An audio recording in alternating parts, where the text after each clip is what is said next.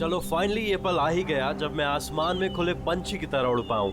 Yes, और तुम्हारी ये उड़ान मैं अपने कैमरा में कैप्चर करूंगी। लेकिन मिस्टर आजाद पंछी, कहीं आसमान में इतनी दूर मत उड़ जाना कि आसमान में गुम ही हो जाओ। डोंट वरी मैडम, वैसे भी अगर रोनी जी आसमान में गायब हो भी गए ना तो वापस तो जमीन भी आना पड़ेगा ना। उड़ान भरने से पहले ही आप नीचे आने की बात कर रहे हो। चलो, हो गई तैयारी? All the best.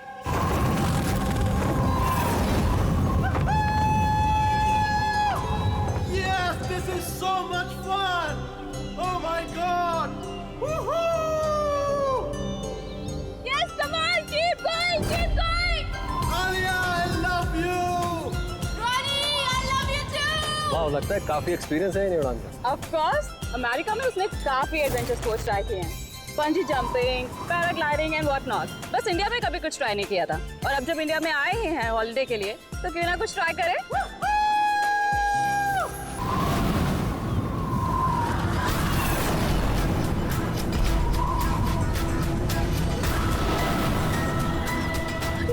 रोनी को कुछ हो गया। जॉनी को कुछ हो गया, देखो।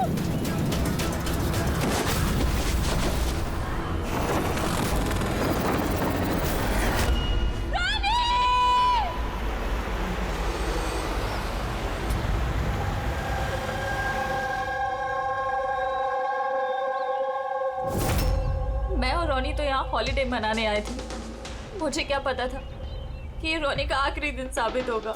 आलिया, हम जानते हैं ये घड़ी तुम्हारे लिए मुश्किल है, मगर प्लीज हिम्मत से काम लो। अब मैं न्यूयॉर्क जाके उसके डैड को क्या जवाब दूंगी कि मैं आई तो उसके साथ थी, लेकिन लौट अकेले रही हूँ। आपको किसी पे शक है? कौन मार सकता है रोनी को? सर, रोनी को कोई क्यों मारेगा? हम तो यहाँ किसी को जानते तक नहीं। कहीं ऐसा तो नहीं कि इसका कोई दुश्मन अमेरिका से इसका पीछा करते हुए यहाँ तक आ गया? नहीं सर, रोनी का कोई दुश्मन नहीं था। He was such a lively person, सब उसको पसंद करते थे। तो तुम्हारा कहना है कि यहाँ पे इंडिया में कोई रिश्तेदार, कोई दोस्त, कोई परिवार वगैरह नहीं है यहाँ पे? ये देश हमारे लिए अजनबी है सर। सब कुछ ना इन पैराग्लाइडिंग वालों ने किया है। Please sir, arrest them.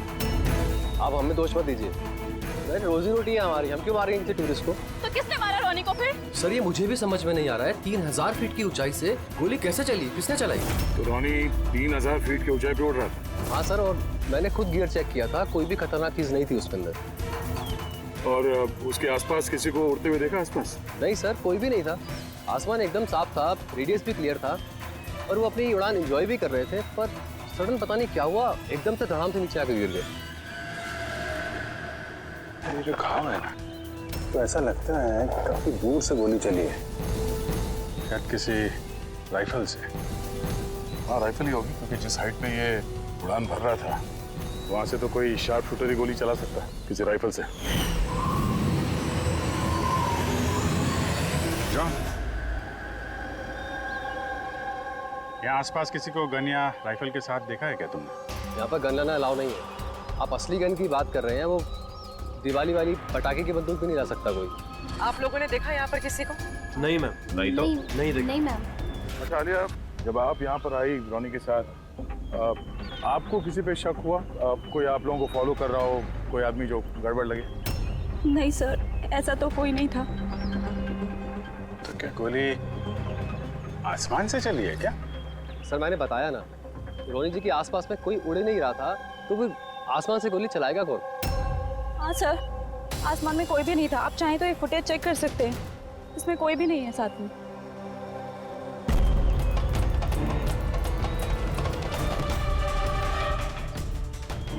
Footage में तो रोनी के आसपास दूर दूर तक कोई दिख नहीं रहा। सर जमीन से नीचे से ऊपर किसी ने गोली नहीं चलाई। ये कह रहे हैं कि जब वो ऊपर उड़ा था तो कोई उसके आसपास नहीं था, तो ऊपर से भी गोली नहीं चला सकता। ये बताइए, ये गोली चली तो चली कहाँ से और किसने चलाई? कमाल है यार, इसका कोई दुश्मन नहीं है तो फिर इसको मारने के लिए इतनी प्लानिंग कौन करेगा? एक टेढ़ा केस लग रहा है। तो किसी टेढ़े आदमी को भेज देते हैं, टेढ़े सबूत, शायद उसे कुछ पता चल जाए।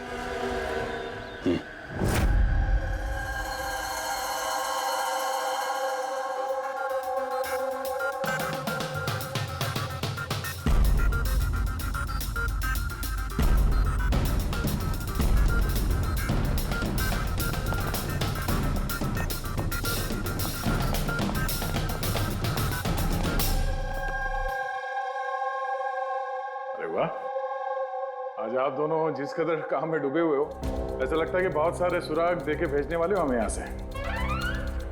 बहुत सारे सुना। हाँ, और अगर एक भी नहीं मिला तो सीधे सीधे बता ना, कोई सबूत मिला ही नहीं है, कोई सुराग ही नहीं मिला तुझे। सर उस गोली के बारे में कुछ पता नहीं चला?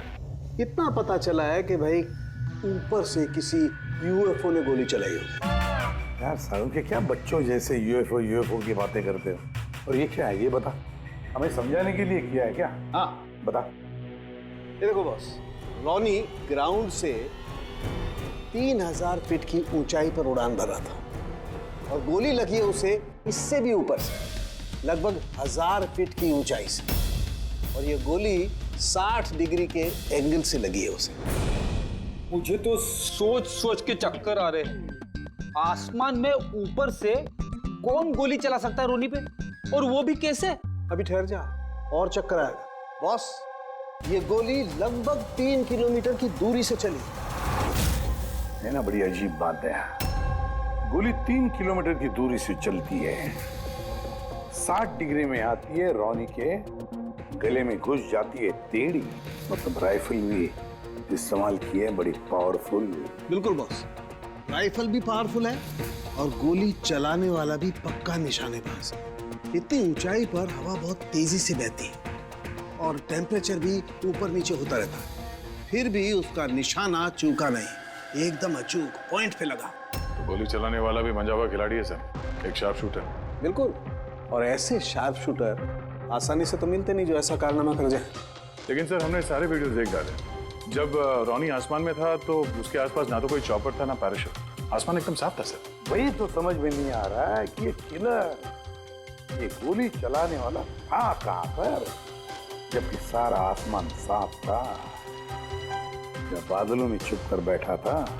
और सर वो गोली से क्या पता चला है? कुछ नहीं मिला पूर्वी। मैंने बैलिस्टिक डिपार्टमेंट का पूरा डेटाबेस चेक किया, ऐसी गोली का तो कोई रिकॉर्ड ही नहीं है। सर ये गोली जरूर कस्टम मेड बनवाई गई है।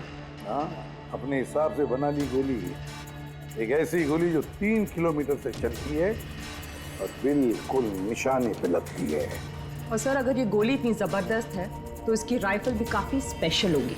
हाँ, एक काम करते हैं, ये गोली फायर आर्म्स विंग और बैलिस्टिक डिपार्टमेंट में भेजते हैं, देखते हैं क्या रिपोर्ट आती है। अब ये जो भी कोई है, इतने ऊपर चला गया खून करने के लिए,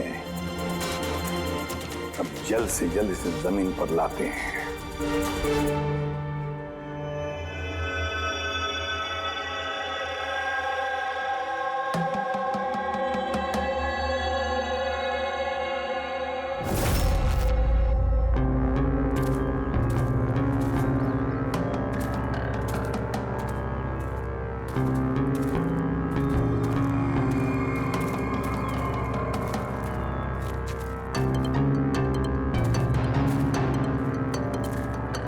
पास में है, वी कैन डू इट। यार गुरु, अब और नहीं चढ़ सकता, बहुत थक चुका हूं मैं। बस नवीन, ज्यादा दूर नहीं है, 3000 फीट चढ़ चुके हैं, पास ही में। We can do it, come on.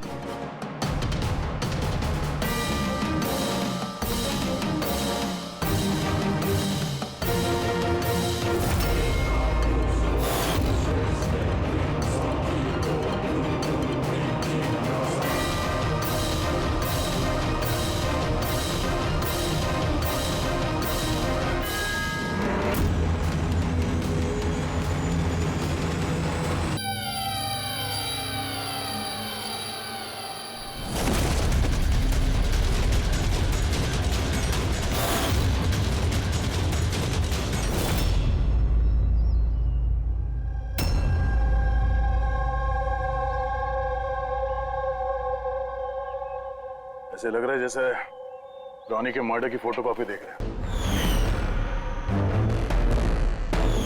3000 feet की ऊंचाई पे ठीक वैसे ही गोली मारी है सर के पीछे। इसको भी ऊपर से गोली। क्या आप लोग जब ट्रैकिंग कर रहे थे तो ये हितेन के पीछे भी कोई था क्या? नहीं सर, हितेन ही सबसे पीछे था सर। सर ये देखिए फुटेज। सर ये वही जगह जहाँ पे ये सब कुछ हुआ। कमाल है। पीछे तो सिर्फ खुला आसमान है, ऐसी कोई जगह दिख ही नहीं रही जहां से गोली चलाई जा सके। फिर इसे गोली कहां से लगी? दोनों केसेस में पता नहीं चल रहा है कि गोली चली कहां से है। सर एकदम सही कह रहे। आसमान से कोई कौवा या कबूतर थोड़ी गोली चलाएगा। ये गोली चली तो चली कहां से? और ये दोनों गोलियां 24 घंटे के अंदर अंदर चली। मुझे लगता है इन दोनों केसेस का आपस में कोई ना कोई कनेक्शन तो है। तो ये हितन काम क्या करता था?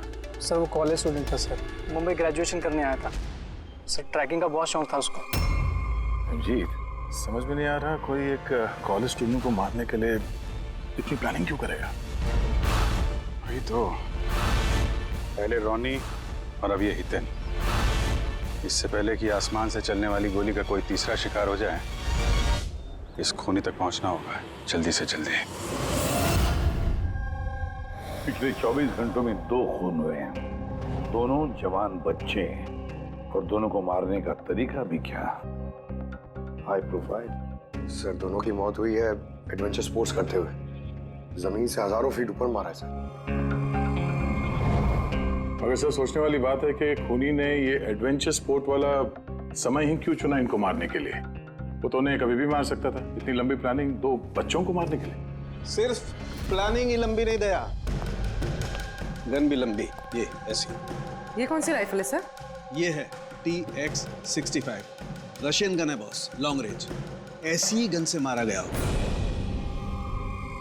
सालुंके साहब, क्या इस गन से 3 किलोमीटर दूर निशाना लगाया जा सकता है?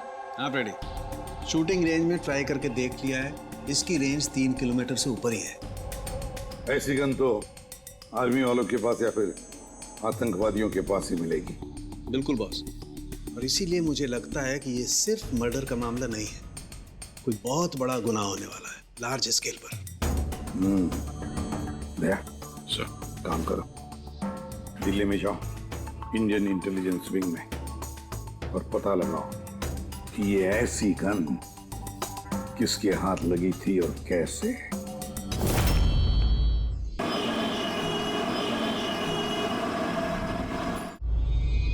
ये सारे खून इसी राइफल से हुए हैं, और आप लोग तो जानते हैं ऐसी हाई प्रोफाइल राइफल सबके हाथ में तो लग नहीं सकती। आप बिल्कुल सही कह रहे हैं सर। और गौर करने की बात तो ये है सर कि ये राइफल कोई खरीदना भी चाहे तो खरीद नहीं सकता। ये 1 या 2 पीस नहीं बिकती, पूरा का पूरा अलॉटमेंट होता है। तो पिछले कुछ सालों में जो आतंकवादी हमले हुए हैं उसमें ये इस तरह के राइफल इस्तेमाल हुए थे? जी हाँ। तो आपको किसी आतंकवादी गिरोह पे शक है? जी हाँ, अगर हमारा अंदाजा सही है तो हम जानते हैं कि इसके पीछे किसका हाथ है। कौन? इलवारे जिले में कुछ समय पहले हमारी आर्मी ने बहुत सारे हथियार जब्त किए थे। उन हथियारों में ये वाली राइफल भी। हाँ प्रताप सर, सारे आतंकवादी मारे गए, उनमें से एक आतंकवादी बचकर निकल गया और हमने उनके सारे हथियार जब्त कर लिए। Well done Pratap sir. और जो आतंकवादी भागकर गया है उसके बारे में सारे पोस्ट को अलर्ट कर दो। तो ये काम उस आतंकवादी का हो सकता है जो बचकर निकल गया था वहां से? जी हाँ, और हमारी इंफॉर्मेशन के मुताबिक ये आतंकवादी गिरोह जल्दी ही कुछ बड़ा करने वाला है। शायद ये उसी की शुरुआत हो। ये दोनों जुर्म कोई मामूली खून नहीं है, ये जरूर कोई बड़ी साजिश है, बड़ी साजिश, आतंकवादी हमले की साजिश। हाँ सर, और इस हमले को रोकने के लिए पहले इन आसमान से चलने वाली गोलियों का राज का पता लगाना पड़ेगा सर। और इस राज का पता करने के लिए हमें सबसे पहले ये पता करना पड़ेगा सर कि आतंकवादी रॉनी और हितेन जैसे आम आदमी की हत्या क्यों की। वैसे क्या कॉमन है इन दोनों खून में? सर दोनों मर्डर हवा में हुए, दोनों बार गोलियां ऊपर से चली, हाई प्रोफाइल राइफल से। किसी प्रोफेशनल शार्प शूटर का काम है सर ये। और सर इन दोनों केसेस में कोई वैंटेज पॉइंट नहीं है, कोई ऐसी जगह नहीं है जहां पे बैठ के खूनी इन दोनों पे गोली चला सकता है। वैंटेज पॉइंट, वैंटेज पॉइंट, कहीं यही तो वजह नहीं हो सकती है?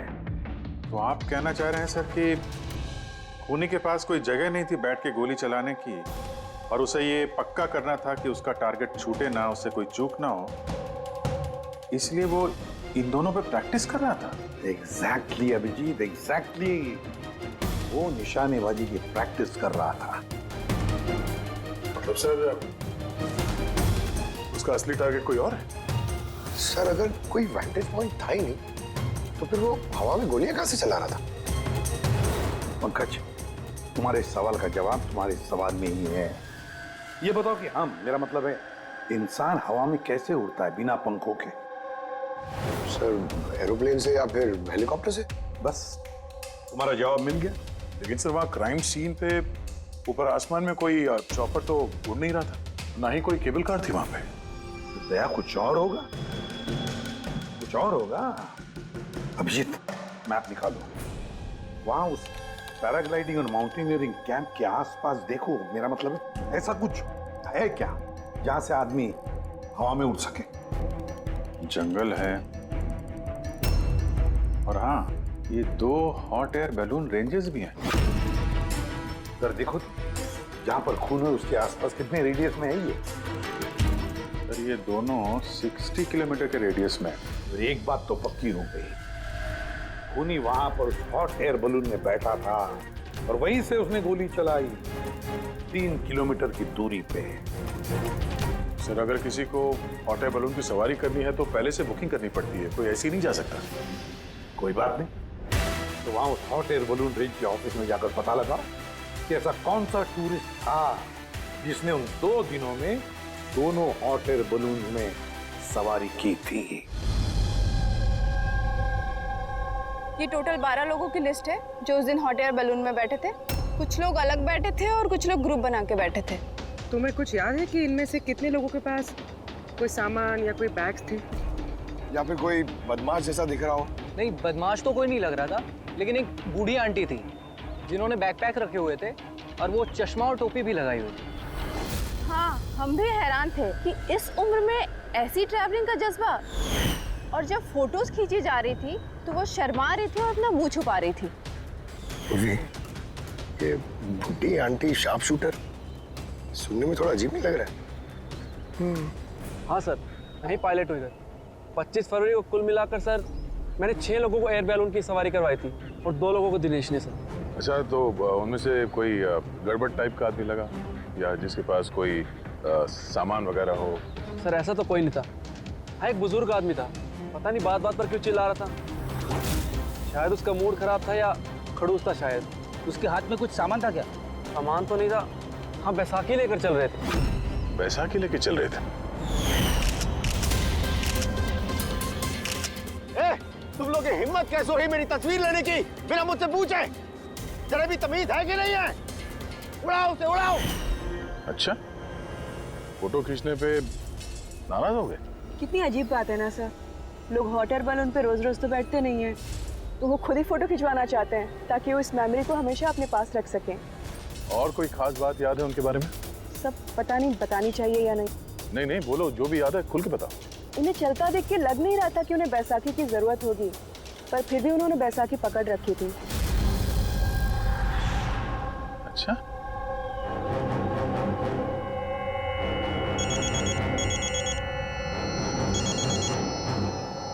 हाँ सर। हाँ पूर्वी, कुछ मालूम पड़ा? सर यहाँ पर एक बूढ़ी औरत आई थी और उसके हाथ में एक बैकपैक भी था। और हाँ, फोटो खिंचवाने से भी ऐतराज कर रही थी। अच्छा, यहाँ भी एक बूढ़ा आदमी आया था हॉट एयर बलून में बैसाखी लेके, और उसे भी फोटो खिंचवाने से परहेज था। सर कहीं ये बूढ़ा आदमी और ये बूढ़ी औरत एक ही इंसान तो नहीं है? एग्जैक्टली, वही शार्प शूटर। उसके बैग में और इसके बैसाखी में वो राइफल था जिससे ये खून हुए। और सर दोनों दिन ये ऊपर अकेला ही गया होगा, क्योंकि अगर किसी और टूरिस्ट के साथ जाता तो फिर राइफल सेट करने में और निशाना साधने में काफी मुश्किल हो जाते। नहीं पूर्वी, मुझे लगता है वो अकेला तो नहीं गया होगा। मतलब हॉट एयर बलून चलाना और साथ में ये राइफल भी चलाना, दोनों काम एक साथ करना जरा मुश्किल है। इस हॉट एयर बलून का पायलट भी होगा साथ में। मतलब सर इस जुर्म में पायलट भी मिले हुए हैं? यस, एक काम करो, उस पायलट को पकड़ो जल्दी। उस दिन उस बूढ़ी औरत को ऊपर बलून में कौन ले गया था? पायलट कौन था? संजीव था।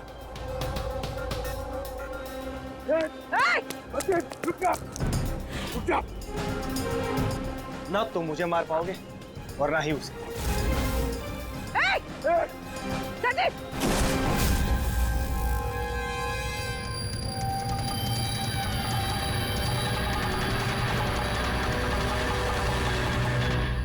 तो अपनी जान देने के लिए तैयार था। ये कोई छोटे मोटे मर्डर्स नहीं है पंकज, कोई बहुत बड़ा मिशन है जिसे अगर जल्द से जल्द नहीं रोका गया तो कुछ बहुत बुरा हो सकता है। अच्छा गीता, 24 फरवरी को जो आदमी ग्रुप में नहीं जाना चाहता था, अकेले जाना चाहता था, उसका पायलट कौन था? कौन लेकर? सोलो ट्रैवलर को तो दिनेश लेकर गया था। कमाल है दिनेश, इतनी देर से चुप बैठे हो, कुछ बोल ही नहीं रहे हो। तुम लोग मुझे पकड़ नहीं पाओगे।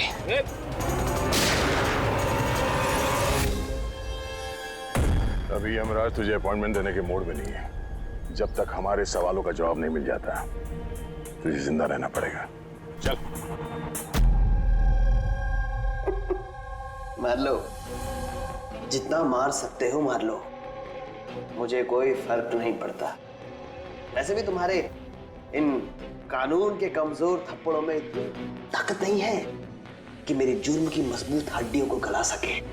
समझे? तुम्हारे साथ जोर जबरदस्ती करना होता तो उसके लिए तो 2 मिनट का काम है हमारे लिए, पर बाद में ख्याल आता है तुम्हारे परिवार का, तुम्हारी बहन। अगले महीने उसकी शादी है ना? कैसा लगेगा उसे कि उसकी शादी हो रही है और शादी के वक्त उसका भाई इस दुनिया में नहीं है? हाँ? और तुम्हारी माँ हर महीने खर्चे के लिए पैसे भेजती हो ना, तुम्हारे जाने के बाद कौन ख्याल रखेगा उसका? कभी सोचा है इसके बारे में? हाँ? नहीं? चलो, अब भी मौका है, सरकारी गवाह बन जाओ। वादा करते हैं तुम्हारे जेल जाने के बाद तुम्हारी माँ का ख्याल हम रखेंगे। सच? मतलब पूरा ख्याल रखोगे? पूरा ख्याल? हाँ, तुम्हारी माँ का पूरा ख्याल रखेंगे। तुम बस ये बताओ कि किसके लिए काम करते हो? तुम्हारा बॉस कौन है? बता दो, पक्का बता दो? हाँ बताओ। मैं जिसके लिए काम करता हूं ना, मेरा बॉस है सर, उसका नाम है एसीपी प्रद्युम्न।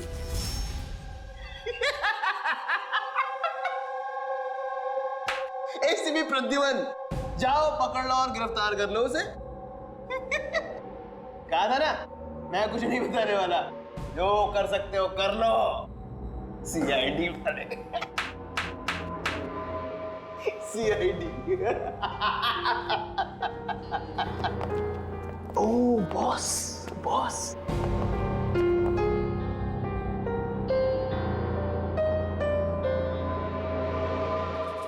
कोई बात नहीं, कुछ मत बताना। अब हम ना तुमसे कुछ पूछेंगे, कुछ बताने के लिए तुम पर जोर जबरदस्ती करेंगे, कुछ नहीं, सिर्फ एक करेंगे,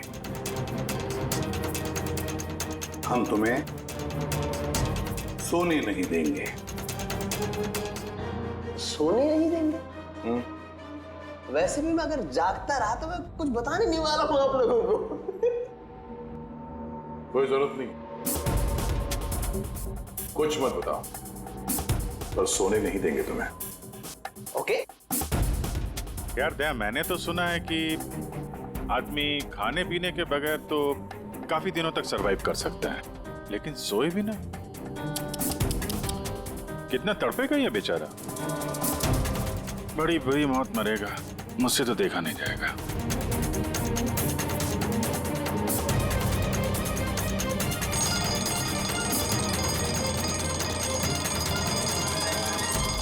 समय काटने के लिए आसानी होगी। हाँ? अपने जिंदगी के आखिरी पल अपनी आंखों के आगे गुजरते हुए देखो, ठीक है? Thank you. सोने मत देना इसको।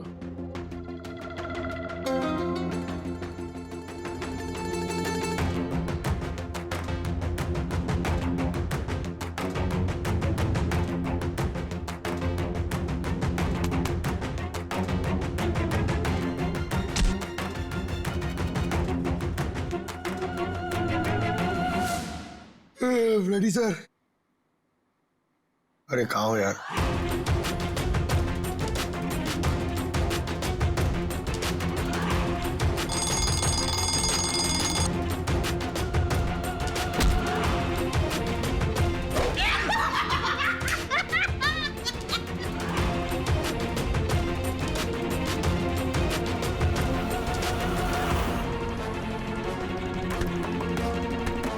जब तक मुंह नहीं खोलेगा सोने का नहीं, समझे? 5 मिनट में नहीं। नहीं 1 मिनट। 1 मिनट तो सोने दो। 1 सेकंड। सोऊंगा नहीं, नहीं सोऊंगा बिल्कुल नहीं, बिल्कुल नहीं सोऊंगा।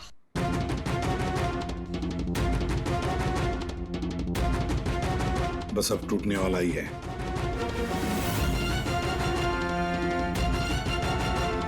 सब बकना शुरू कर देगा अभी। बल्लू, बल्लू नहीं सोएगा तू।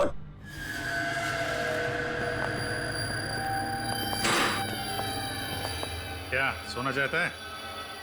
तो सोने देंगे ना भाई, क्या प्रॉब्लम है? चलो हम सोने देंगे तुम्हें। खाली ये बताओ कि तुम्हारे गिरोह का प्लान क्या है? हाँ बता दो। मेरा नाम दिनेश नहीं है, मेरा नाम हाँ मेरा नाम बल्लू है, दिनेश नहीं है मेरा नाम।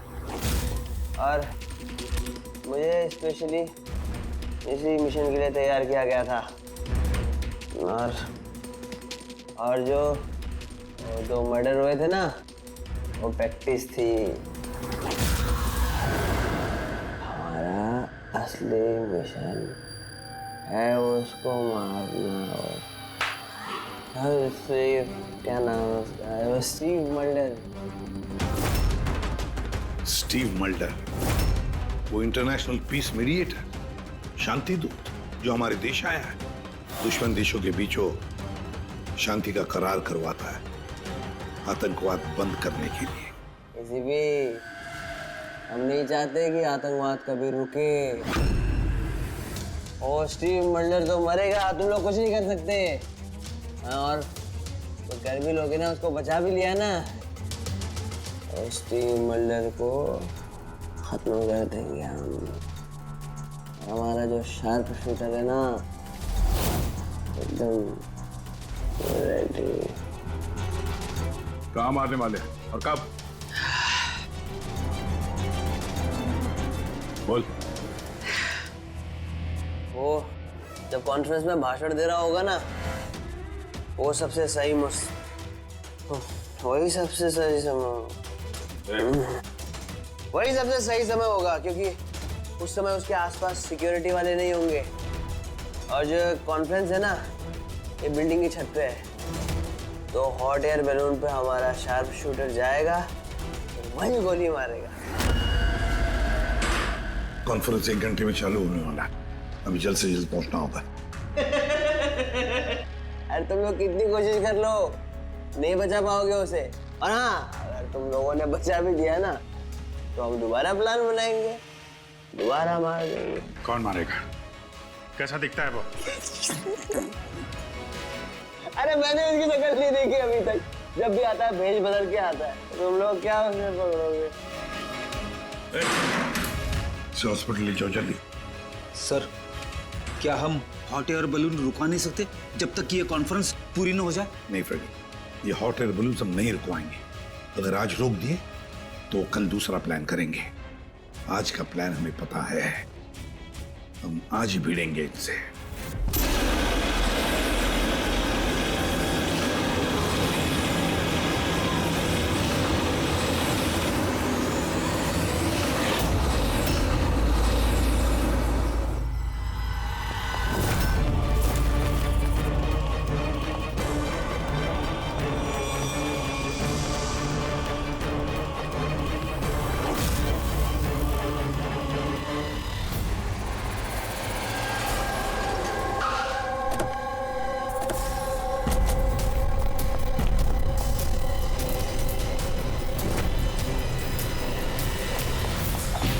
CID, मिस्टर स्टीव मल्डर कहाँ है? ऊपर कॉन्फ्रेंस में। हमें ले चलो उनके पास, जल्दी हरिया।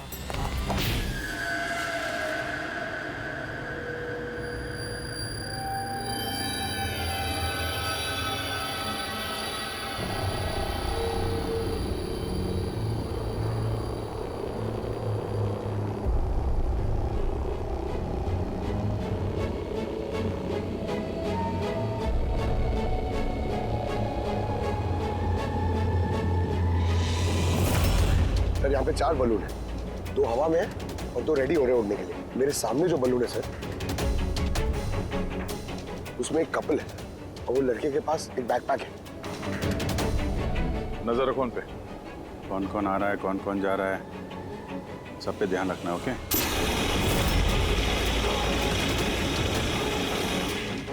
सर उनका बलून टेक ऑफ हो गया सर। हाँ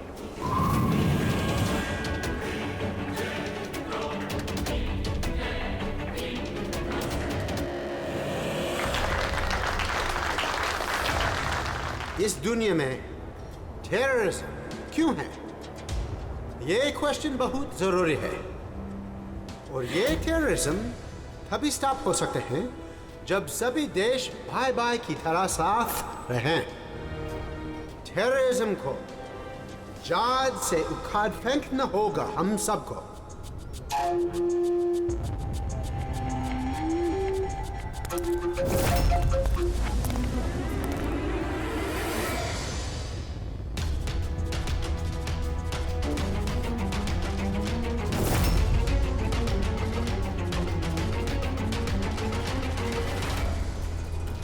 तो म्यूजिशियन है, उड़ने की तैयारी में है। उनके हाथ में गिटार के बैग है। अब ये बताना मुश्किल है कि अंदर गिटार है या गन।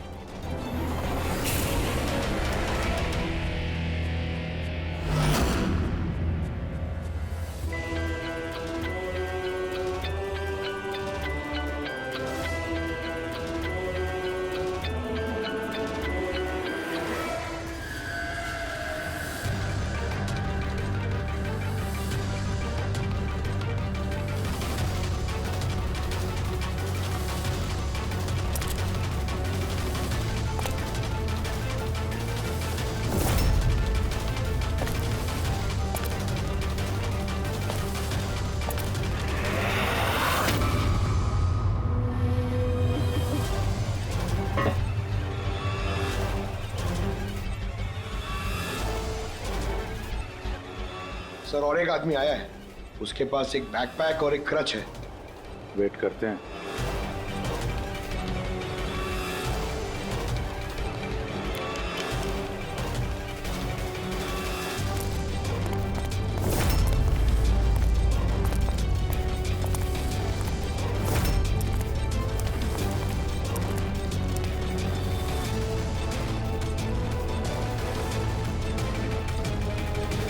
सर कैमरा क्रू वाले आए हैं, उनके पास 2 बैग है।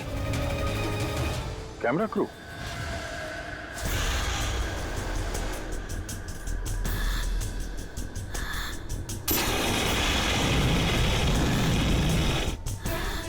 उन्हें नजरों से ओझल होने मत देना, नजर रखो उन पे।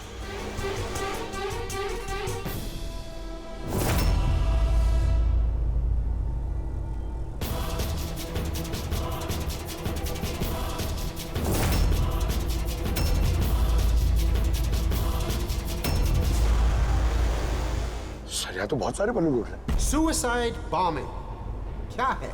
कोई खुशी खुशी हो अपनी जान देने को कैसे रेडी हो सकते हैं? जिंदगी अनमोल। Oh no.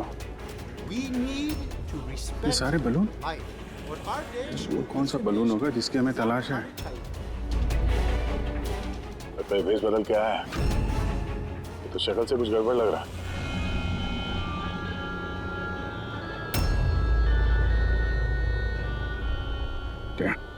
गिटार वाले पे नजर रखो। अपनी गलतियों से सीखना चाहिए हमें, ताकि World War I और World War II जैसे ये तो गिटार है। चल क्या रहा है ये? ऊपर जाके ये लोग म्यूजिक बजाने वाले हैं क्या? बाकी तो सारे बलून्स निकल गए, एक रह गया। मतलब सर इस बलून में हमारा sharp shooter. Wait and watch. ये अपनी जगह से हिल रहा है। Camera crew. सर ये कहाँ गायब हो गए?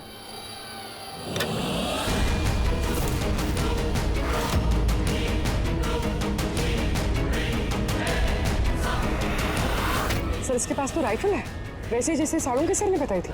Abhijit,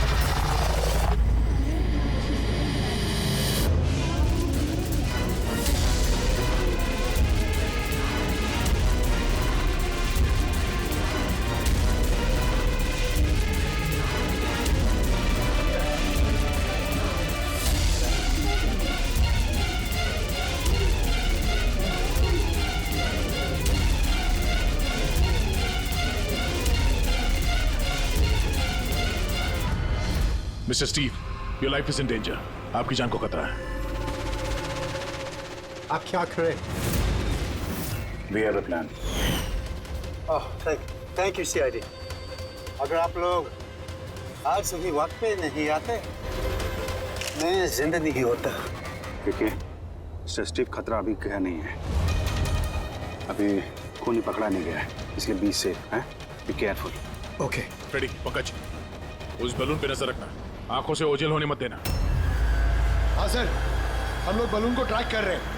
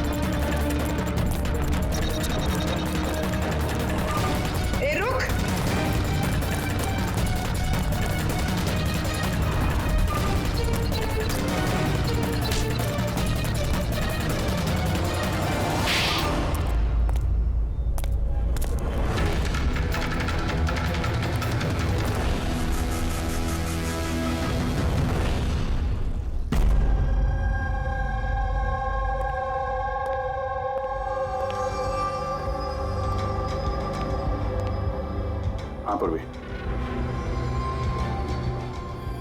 good job, congrats. पकड़ गया killer, mister Abhijeet? Yes mister Steve, we got him. Yes, well done. CID बरसों से इस देश की सेवा कर रहे हैं और आज एक बार फिर आपने एक खतरनाक टेररिस्ट को पकड़ लिए है। अभी वो पकड़ा गया है, बहुत जल्द हम उसके पूरे ग्रुप को पकड़ लेंगे। Mister Steve, we are very proud of you. आप जैसे लोगों की दुनिया को जरूरत है, जो आप जैसे साहसी हैं और नेक हो।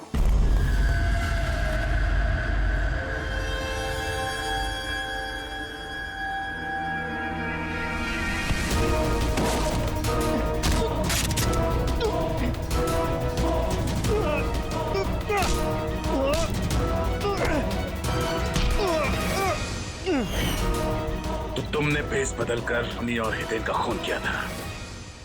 तो मिस्टर शार्प शूटर, अब जेल की उड़ान भरना फांसी पे छूटते हुए समझा। तुम्हें क्या लगता है तुमने मुझे पकड़ लिया तो स्टीव जिंदा बच जाएगा?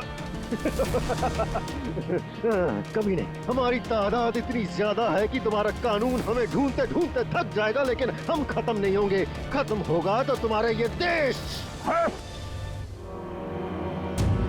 एक खटमल हमारे देश पे बुरी नजर डालने वाले आए और चले गए। जानता है हमारे देश को आजाद हुए कितने साल हो गए? 70 साल। और पिछले 70 सालों में हमारे देश के वीरों ने न जाने कितने आतंकवादियों का खात्मा किया है। आज तेरी बारी है, कल तेरे साथियों की बारी होगी। हमारा देश रहेगा और खुशहाल रहेगा। और अगर इस देश से किसी चीज का खात्मा होगा, वो है आतंकवाद। समझा? आतंकवाद।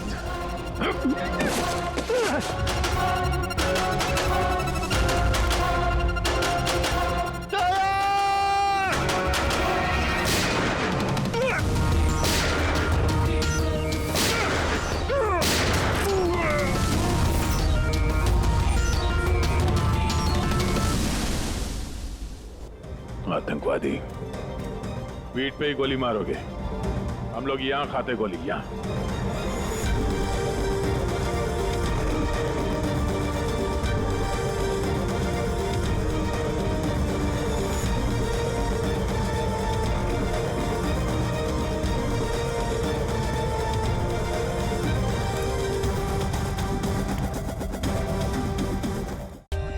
For more updates, subscribe to our channel, click the show links and enjoy watching the videos.